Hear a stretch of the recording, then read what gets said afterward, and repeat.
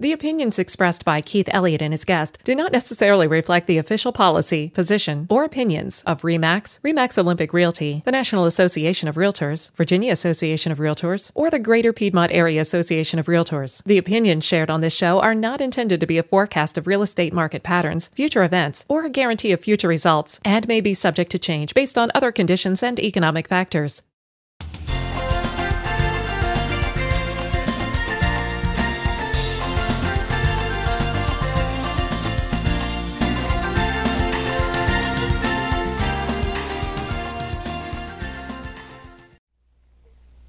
Hi, I'm Keith, and today I'll be talking to you about equity sharing and how you may be able to use this as a means of acquiring a new home, or, if you're a real estate investor, a way for you to capitalize on future home equity growth in an improving economy.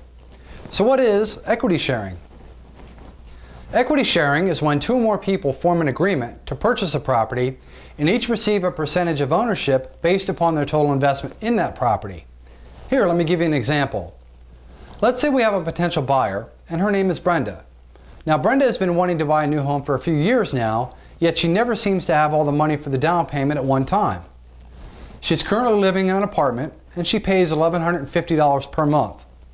Brenda is a teacher at a local middle school, and she earns $40,000 a year. Brenda made the mistake of running up her credit cards a few years ago, and she fell behind on her payments. Well, she eventually paid back all of her credit card debt, but her credit report still shows many negative entries. The fact that she has a blemished credit report, in combination with not having enough money for the down payment, makes her unlikely to receive bank financing to buy a new home. Steve is a real estate investor, and he lives across town.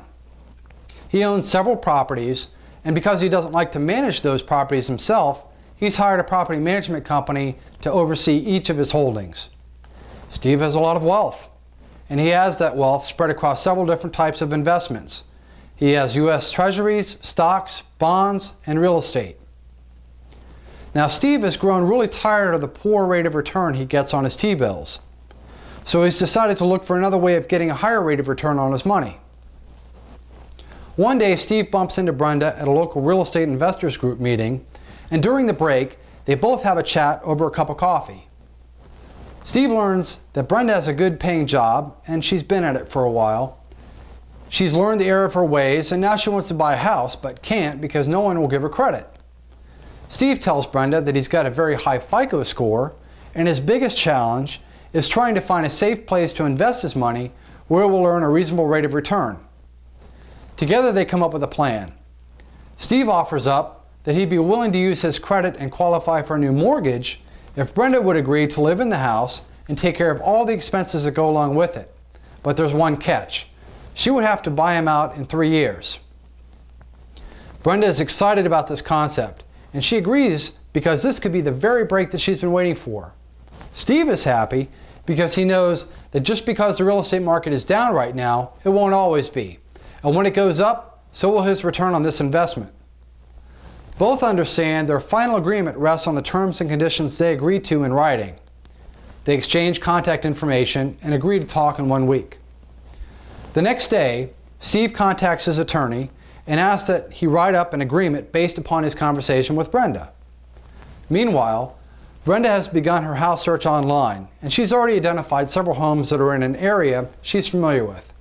So she contacts a realtor, and she schedules a day to go out and tour these properties.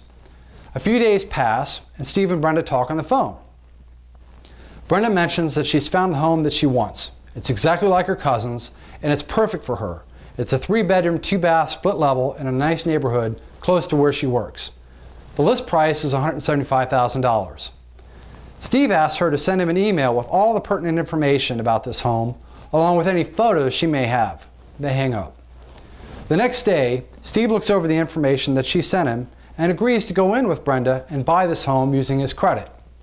He then asks his attorney to update the equity sharing agreement with Brenda.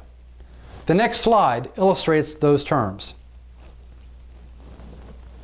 Brenda, 25% ownership. Steve, 75% ownership. The address of the property, the purchase price, $175,000, less the down payment of 20%. The amount left to finance is $140,000. There's closing costs. The loan term is 30 years at 4.5%, and that equals a monthly payment of $709.36. There's property tax and homeowner insurance.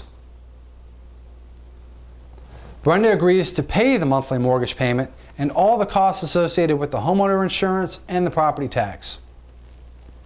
Brenda will pay $894.36 per month to own this home instead of the $1,150 she would have normally had to pay if she stayed in her apartment.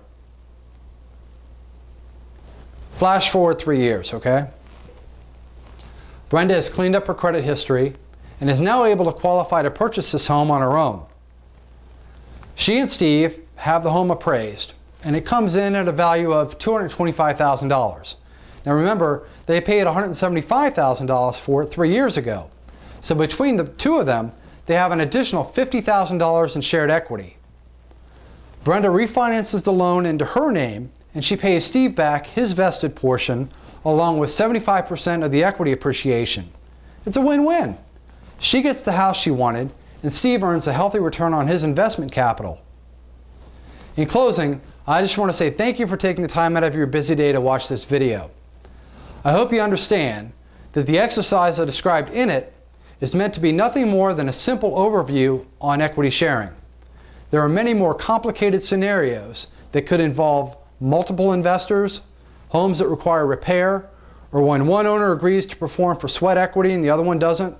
There could be appliance replacement, 1031 exchanges. There could be a difference in your valuation as far as projections go for how you think the market's going to react in the next couple of years. There could be tax regulations, a whole lot of stuff. I hope you get the idea. Well, thanks for watching and have a great day.